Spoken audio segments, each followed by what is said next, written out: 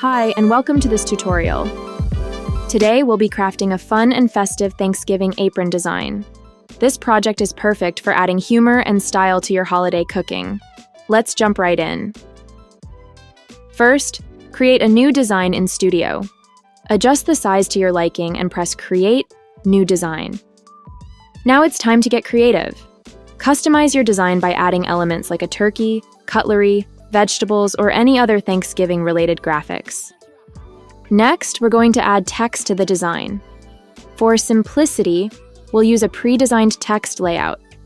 Change the text to something playful and Thanksgiving-related. I'll go with Turkey Squad. You can still play around with different fonts, colors, and sizes to make it stand out even more. Once you're happy with your design, download it, and it's ready to print.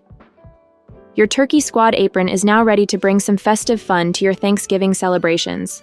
Enjoy your custom creation, and happy crafting!